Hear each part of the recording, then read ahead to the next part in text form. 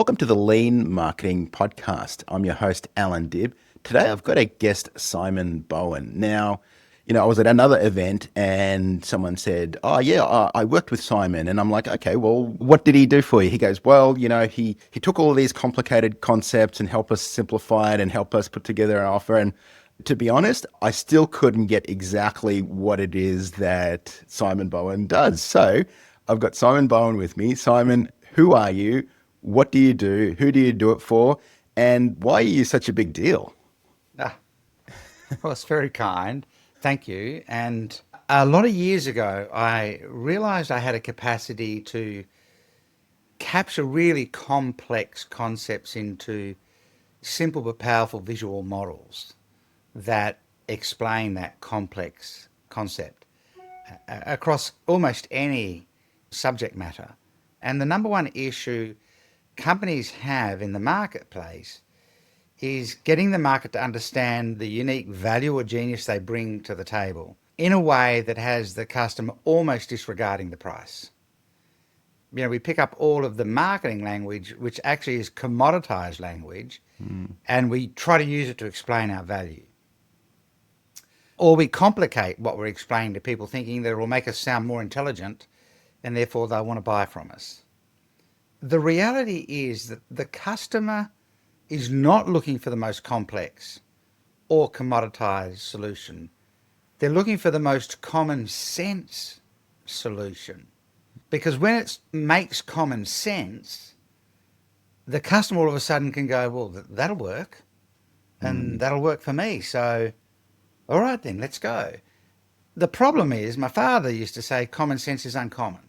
If we think about this really as a simple iceberg, we've got this commoditized language at the top of the iceberg up here. Mm. And this is really transactional.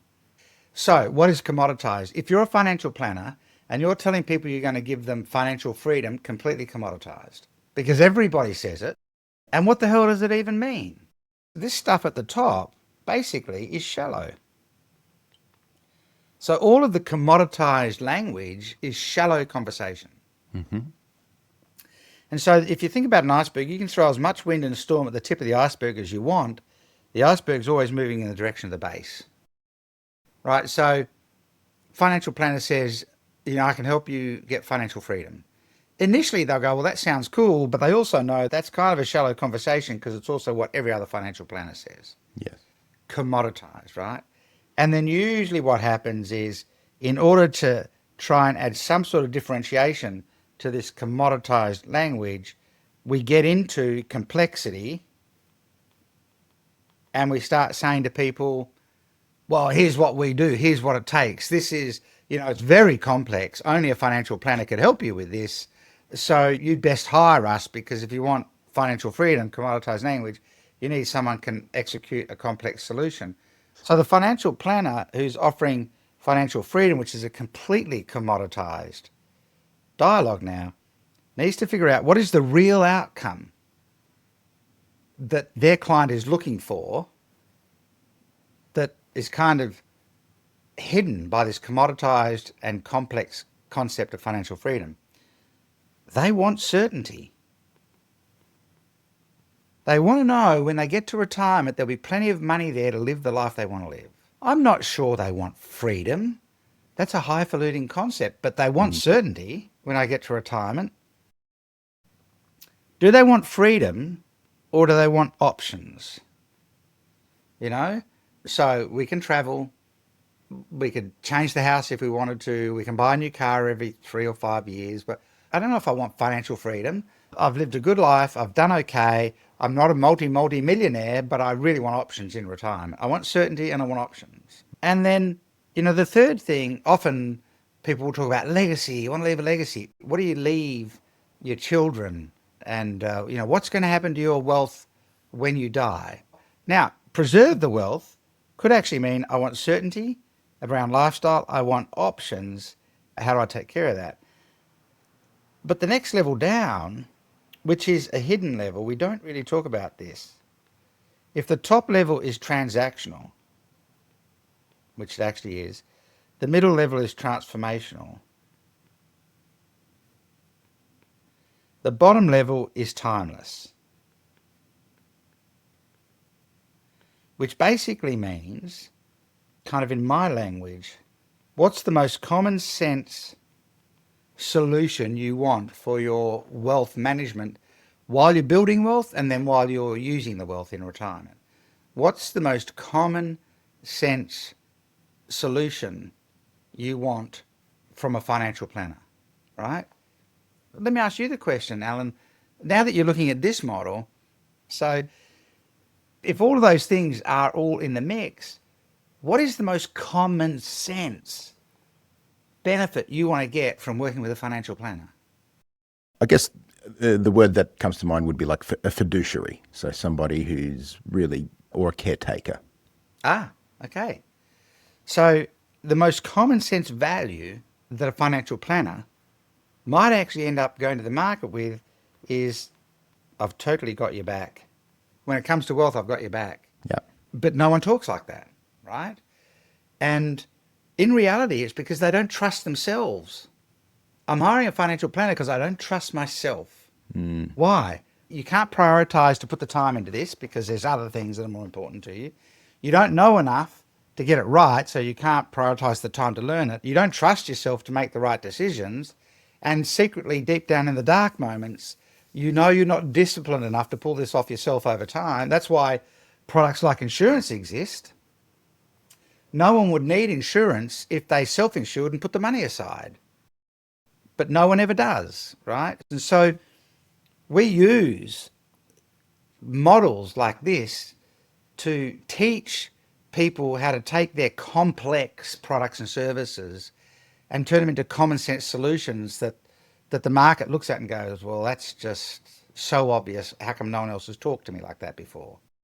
But for us, the output of what we do when we simplify, it's the most sophisticated form of communication we have. The output is when the customer says, that is actually so obvious.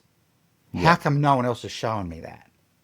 People thinking about an issue, whether that's a problem or an opportunity, and they're working through the concepts, they want to arrive at a level of discovered understanding and insight. So we don't know everything we need to know at the top, but we know there's an issue. We need to work through the concepts that we have to unpack and understand, and we want to arrive at a discovered understanding about that allows us to do something about it, right? Do you collect data from existing clients or existing reviews or interviews or things like that? Like, for example, for my book, The One-Page Marketing Plan, which is sold about a million copies worldwide, the three words I always keep hearing from reviews, from people who are writing in saying they liked it or whatever, I hear clarity. Hey, it gave me clarity around marketing. Marketing was so confusing. It gave me a simple framework, and then it gave me a structured approach to marketing. You know, I now know what to do. And so we use that in all of our messaging now because we've heard that back from the market. It wasn't something that we sat down and we invented. How do you go about getting to the essence? We do track anecdotally, what does this change for people, right, when we work through this, and you simplify complexity through this methodology. The second thing we invariably get is expression of value. So it's almost always the case that someone says, I've been trying to explain this for 25 years and finally I can, right? And then the third thing is alignment. So, if we've got an issue that, we're trying to unpack and we're trying to get to a discovered understanding about it, over the other side, what we want is alignment. And so this is shared understanding. Now, alignment could be that the customer is in alignment with what you're actually saying they need. Everyone needs to go from a discovered understanding around a problem or an opportunity and reach shared alignment with the people that matter. But we have this weird kind of propensity to just jump from, zero to hero and hope that we can spit out words of some form that will all of a sudden somehow get everybody aligned. The words you use to express are limited by the vocabulary of the receiver.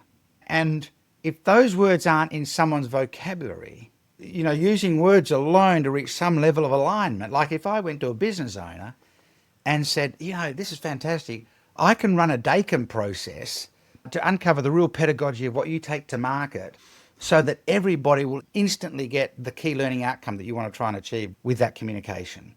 They don't know what a pedagogy is. They don't know what a DACM is. Yeah. Learning outcome doesn't mean anything. The two words are understandable, but it doesn't actually mean anything. So the quality of my communication is limited by the breadth and depth of their vocabulary. And that's a big deal, right? Yeah. And so we realized that we could take this and turn it into a visual model.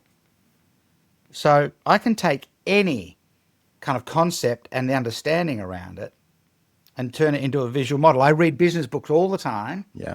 And then as soon as I finish the book, I draw a model to summarize the whole book in a single model.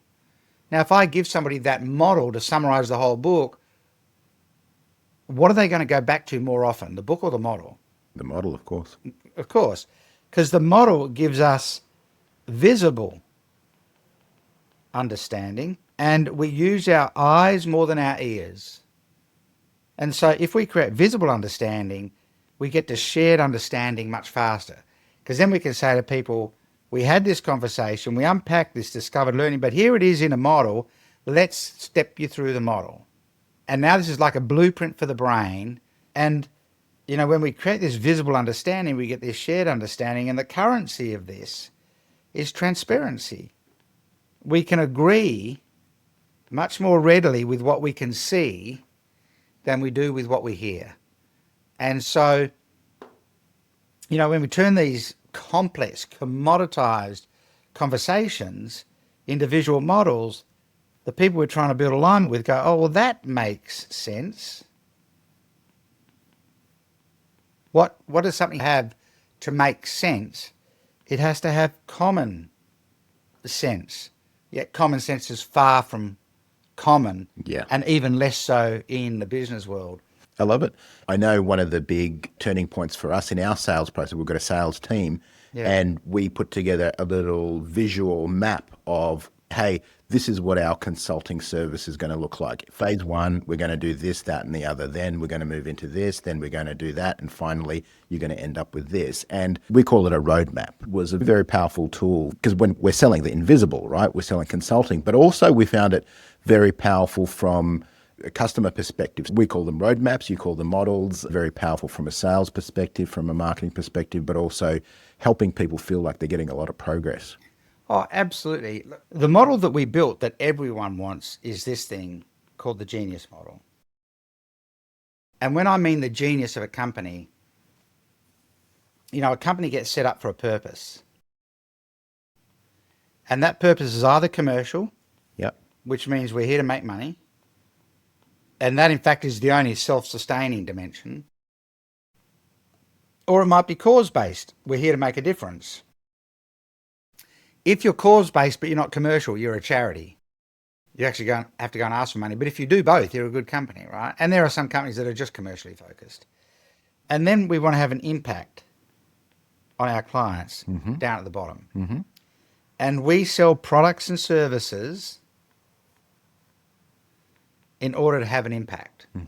We turn what we do into products and services in order to have an impact. Yes. And so there are 3 pathways we tend to go down. And so we run this purpose through how we organize ourselves.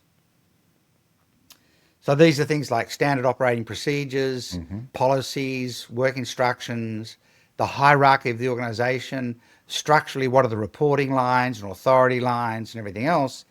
And, there are many models that explore that. One of the most common ones is the McKinsey 7S model that talks about organizational design, and obviously McKinsey put it together. But basically, how you organize yourself creates consistency.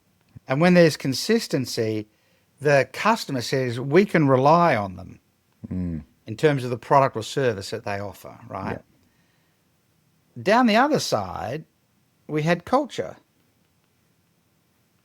And naturally enough, I have a culture model. But culture says, oh, this organization has character. The way the organization shows up is pretty great. Culture is the feature. The benefit of a great culture is character that other people trust. They say we can trust them in terms of their efforts to provide a good quality product or service. But the gap that I kept finding, Allan, was, can we believe them? That product and service they built is actually going to make common sense and solve my problem. And the currency of the purchase is not trust, it's belief. And that's counter to everything everyone's been talking about.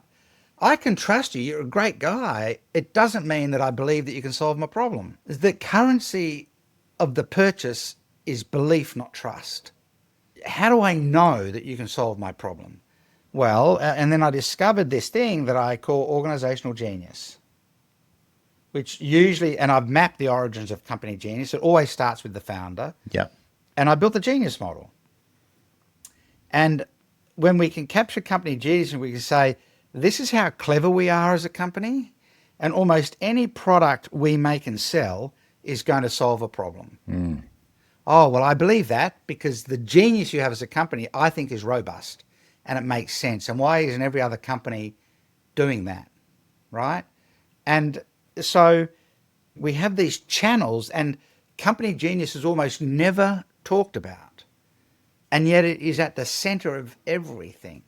And the challenge is, how do you scale company genius? Well, the way you scale this transition is build a model that you can teach people to understand and that you can teach salespeople to walk through. And so when I think about selling, I think about 3 levels. I think about the mechanics. And process flow usually shows the mechanics of how we work together. So when you talk about here's the map, what you're really describing is here's how we work together. This is the sequence Yes. of events, right? Yeah. But life is not linear, True. and neither is genius. So we consciously made the genius model a model, because that means we can jump in and out at any point based on what is going on and bring our genius to the table. And so we have the mechanics and we have the model. And this bit at the top, which is where all the premium is, the magic. Now, the magic is usually people. It's usually the ability of the people to see around corners, be more informed than other people, see where a trend is headed, et cetera, right? But the magic without a model and without mechanics usually looks like intuition. And it's really hard for a customer to buy someone else's intuition because you're basically saying, hey, just trust me, I know, right? What they actually need is organized genius and, in fact, pathway that says, here's how we work together. So here's how we work together to put this genius in play so that you get a product or service that solves your problem. And so, there's dimensions in all of this, and we want people to be able to actually articulate really clearly what is the genius of your company. The world is just oscillating between boom and bust markets. And there's a continuum between them. And there's a midpoint.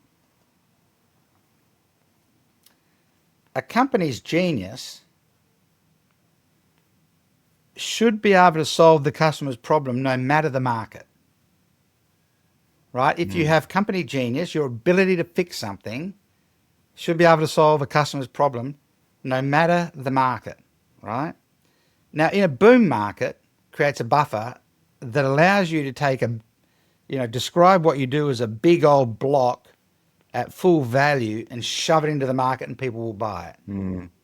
A bust market forces you to find a safe entry point for people that can come in as a wedge and then make space for the deeper, more profound value behind it to come in, right? You've got to market and position differently in a bust market than you do in a boom market. And the market doesn't make you any smarter or any dumber. Your company genius is your company genius. Now, would we offer a different product up here to what we would offer down here? Probably. In a bus market, we might have to find what I call a no-brainer first offer Yeah. that people feel safe to buy.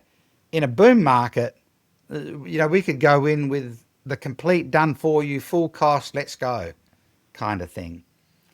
But I would add to that, I need to describe,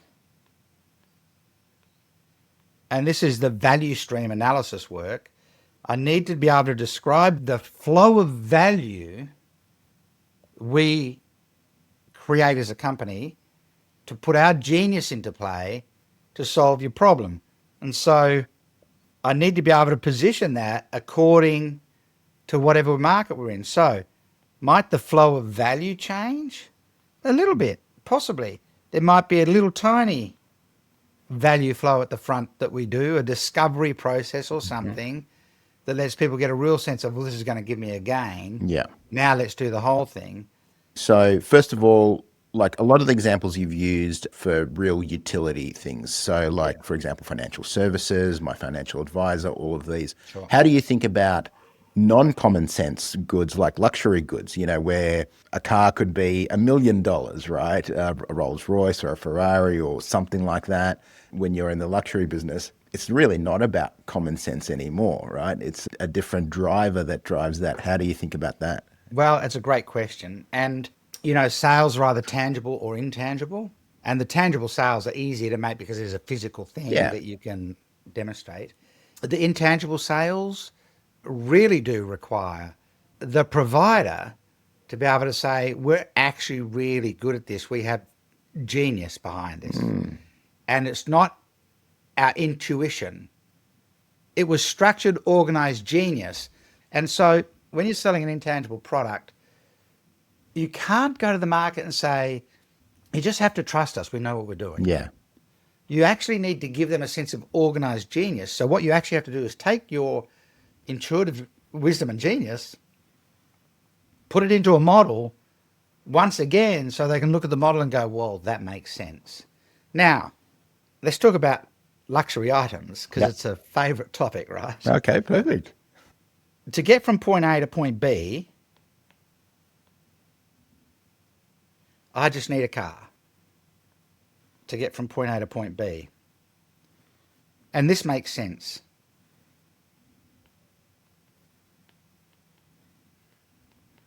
To get from point A to point B, that's not a well-drawn sports car, but you know what I'm going for, right? Let's call that a Lambo. Lamborghini owners will hate me for that, but let's call that a Lambo. I do not need a Lambo to get from point A to point B. No, you don't. And some people will say that doesn't make sense. Yeah. Right? Some people will say it does make sense. And the question is, what constitutes the difference?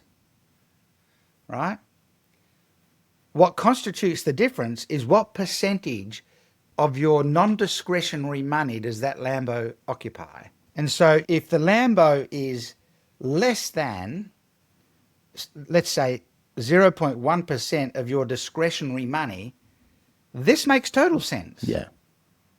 But if it's greater than even 2% of your discretionary money, this might not make sense. And so if its price value is greater than 2%, you might come down a level and buy, something in the middle that's, still pretty cool, but not quite a Lambo.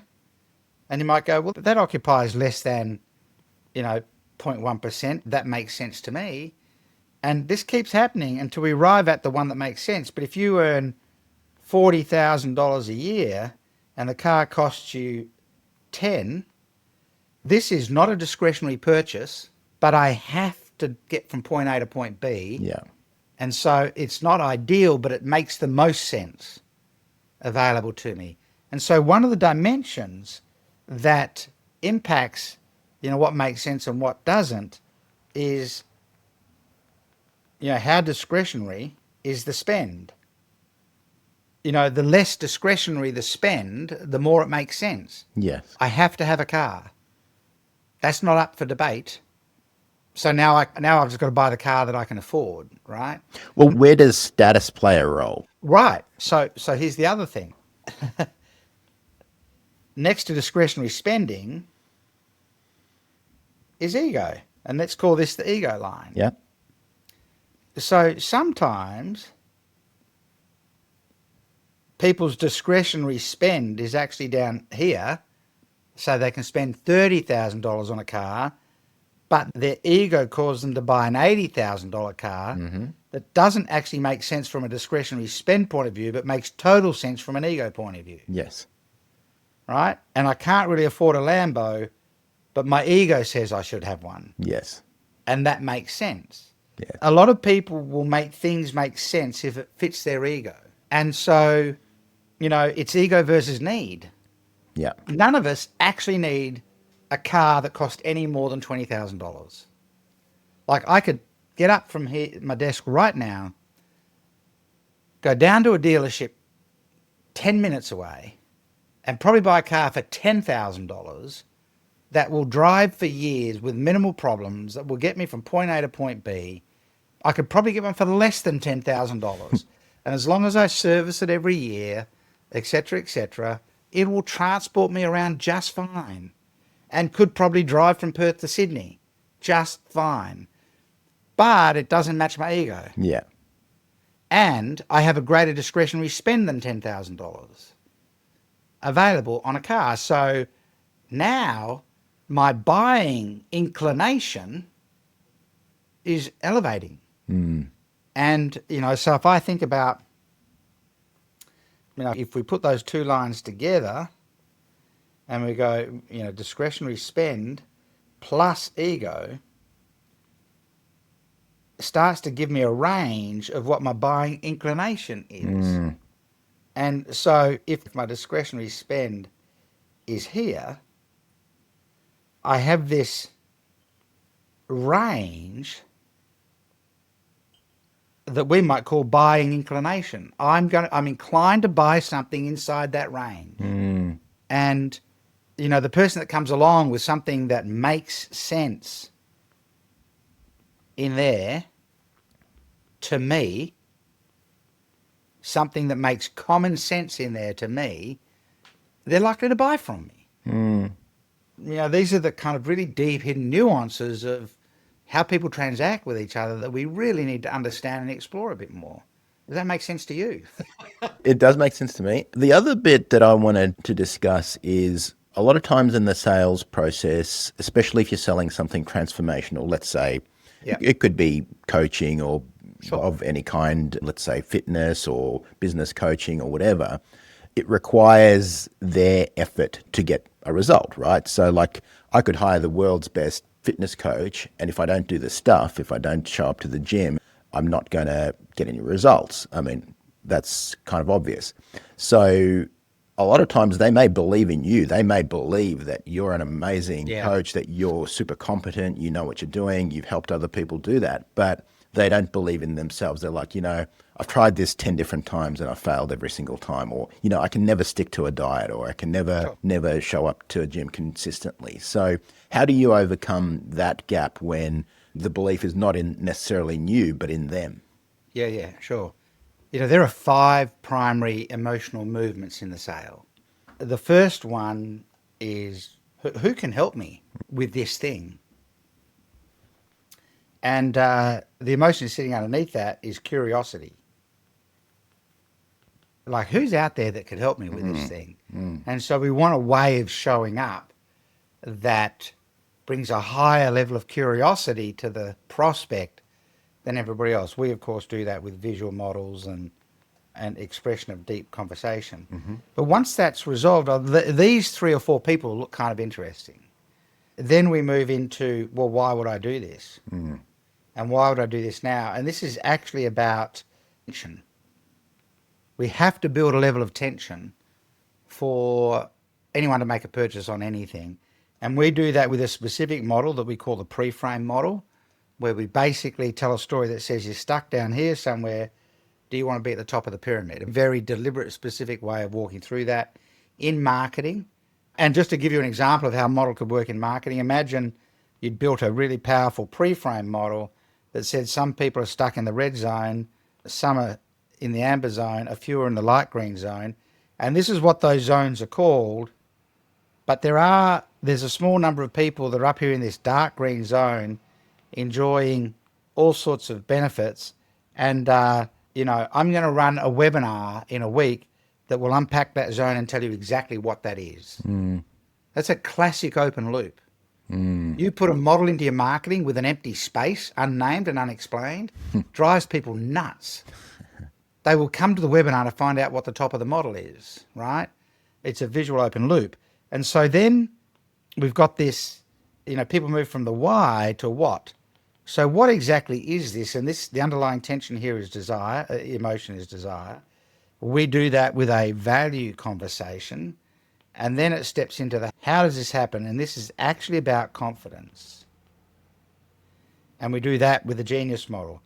Build confidence that this will solve their problem. And then the last emotional movement is when, which is commitment. Okay, it's time for you to do something, and we do that with what we call the futures model. Now, the important thing to understand is when somebody is looking to buy a product or service, there's a line that runs right down through the middle of the how step. Now, with Simon Sinek's Find Your Why, everyone says no one cares about what you do until they know why you do it. I don't entirely agree. I don't agree with that in any way. No. And when I say that at conferences, there's this big sucking in of breath, like you disagree? Yeah. Yeah, of course, because it would be more accurate if we said no one cares about what you do until they know that they are the reason why you do it. That's actually all they care about. Am I your reason for existence? If so, then maybe I'll listen to you. And so when people are looking for a solution to a problem, they come up to this line based on their current situation. This thing's happening, I don't like it, whether this is a life coaching situation, an engineering solution, a financial kind of planning process, or a health improvement. They are looking through the lens of the current situation. And they come right up to the line that runs down the middle of confidence. And they're exploring that through the lens of interest. Okay, I'm looking for the things that could work for me out of interest. How many options have I got, right? They're shopping around. But they make the decision to purchase on the other side of this line based on history. So the history of them and others. So they haven't made this work in the past for themselves. And they've hired other people in the past and they didn't help me either. So I'm a bit burnt. And so I make the decision based on insurance. Every sale, every single sale is more of an insurance policy than it is a promise. I want insurance that I can't mess this up and that it's not going to be messed up like other people have in the past. And the key to insurance is being able to explain to people how you do what you do in such a powerful way. They go, I believe you. I believe you represent, and the genius of your company represents an insurance policy for me that I can't mess this up, and that the failures I've experienced with other people isn't going to happen. And so we usually use this futures model, where we say, well, here you are right now. And the future is ahead of you. And people say you can't predict the future, but we actually can. This is to address your question now. We actually can. We know there are two possible futures ahead of you. There is an amazing future ahead of you in terms of this thing that you're wrestling with, or there's a crisis future ahead of you in terms of this thing that you're wrestling with. One of those is going to be ahead of you. It's possible that you could land in an amber zone somewhere through the middle, but really amber is just red in disguise, right? And so people say you can't predict the future, but we actually can. And I can also tell you it's not a straight line between where you are today and the future. It's a curve. time bends everything. Time compounds everything. So if you drift, that drift will accelerate downwards at a more rapid rate as time passes. Time does two things. It always beats us, and it always compounds everything. And so in the same way, having an amazing outcome if you make the right decisions and actions can compound upwards for you. And people kind of look at this issue that we're talking about, let's talk about financial planning or whatever, and they look at it as if they're already in their future and they've just realized the gap's too big. But right now, in this moment, even if you're on the red line, you're as close to that green line as you're ever going to be. And so why don't we put a framework in place that will actually put you on the green line so that you know with some certainty that you are actually solidly on the green line today. You're not at the top yet, but you are actually on the green line. And they're going to go, hell yes, great, here's how this works. And then you say, but we also know that there are certain gateways we have to walk through on that line together and shut behind us, and we apply our framework to keep doing that, to keep you on the green line. Because, we've taken hundreds of people on that pathway. And we can absolutely guarantee the pathway. Because we've proven it. Go through the gate and shut it. Go through the gate and shut it. Go through the gate and shut it. I am willing to guarantee that pathway. But I can't guarantee the result. Why do you suppose I might not be able to guarantee the result? And they'll go, well, I don't know. Because we've discovered no one falls off the green line. They just behave their way off the green line. So if you can guarantee your behavior as green line behavior, we can guarantee the gateways. Together, we can actually guarantee the result. Because I can guarantee the pathway. All I need you to do is guarantee your behavior. Now, if you can't guarantee your behavior, would it be okay if I held you accountable? And they go, well, yeah, okay, great. The biggest thing you could do wrong is come off the green line and not tell me. If you just send me an email saying off the green line, that means you're falling towards red. I will email you back and say, right, here's what we're doing. And we don't do incremental return to the green line. It takes too long. We do immediate readjustment. So your only priority as a client, this is in intangible stuff, life coaching or whatever, is to send me an email saying off the green line, or send me an email that says red, or send me an email that says amber. Just in the subject line, put one word, red. In fact, how about we do this? Every week, if we were to work together, I want you to send me an email that just says red, amber, or green in the subject line. That's all I want from you.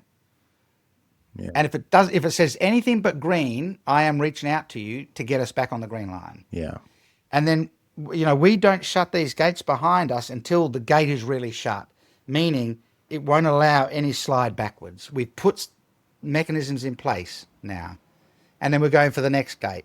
I can guarantee the pathway. I can't guarantee the results unless you're willing to commit to an email every week that says red, amber, or green in the subject line. If you can make that commitment, we together can actually guarantee ourselves the result. I love it. I love it. Very compelling. And it's an accountability tool as well as a selling tool. Right now, sort of anyone listening to this podcast should be having this conversation in their sales talk right now. And then it turns into the delivery tool because it's the accountability mechanism. And it's all done with one little model, hand drawn. It's better to draw than it is to use PowerPoint. People get drawn in when you draw. But imagine, you're a coach and, a client's come on board. You've had this conversation with them. And then you're saying, okay, I need to onboard you. And our goal in the next 30 to 90 days is to have you absolutely solidly on the green line. So is it okay if I'm brutal with you for the first 30 days? Because the first step in moving to the green line is reality. I'm going to get you to stare into the abyss and confront your own harsh line of reality right now. And The second 30 days is going to be calming, because we're actually going to shift perception. Right now, your reality is your perception. You can't see any possibility. But in the second 30 days, we're going to identify, other people call this goal setting. Yep. It's not goal setting yet. Goal setting's up here. What I need to do first is shift your perception around possibility. So we're going to shift perception, and that's going to calm you. And then the third 30 days is going to be about excitement. And that's about foundation. In the third 30 days, we're going to build such a strong platform that once we pass that point, there's no way you could slide back. Would that be okay if we did that in the first 90 days together? Who's not going to buy that? Yeah, I love it. I love it. You know? Now, that could be applied to almost every business, actually, not just the intangibles. So, this stuff's just so powerful, Allan. And it's decades of kind of work and See that, yeah. insight and thinking on my part, but also decades now of working with clients and seeing lots of variations. But, if the people looking at this episode of the podcast did nothing else but use this, it will change their sales results. I totally agree. So, Simon, this model looks very simple. There's obviously a lot of depth to it. How would someone implement this in their business? What are some resources that people can use to get started straight away and get a result? Yeah, absolutely. Well, first of all, just implement what you've just seen me do with the futures model straight into your sales process. Yeah. It's both the model and the choreography, how you walk through it. But we work with companies in two ways. Companies between the kind of $750, $2 million revenue mark, tend to come to our group process where in the first 12 weeks we build out a complete suite of models with those companies. It's a very hands-on process for us. It's a mix of live sessions with me and my coaches and an online community where we provide a lot of feedback as people post their work into it. A really robust online academy of resources, including resources for using the models in your marketing and in your sales process. We have the sales process mapped with the models. For example, we have a 15-chapter book outline that once you've built your models and you have the choreography for them, the book almost writes itself. And so then we have people stay with us then for the remainder of a 12-month period so we can help them with deployment into marketing and selling. And my goal is to help them become models-based thinkers, basically. And then we also work privately in a private consulting structure for companies kind of above that 2 million mark that might need multiple people in a team to build the models. So it might be marketing, sales, and operations. It's a done-for-you solution. They just come to the Zoom call with us. I pull everything out of them, and then my team build the resources. I record all the choreography. We build a permanent online resource they can use to train current and future sales teams. Basically say, watch those videos. That's how we talk about what we do. And, so group and one-to-one. And that's all at modelsmethod.com. And we'll link to that.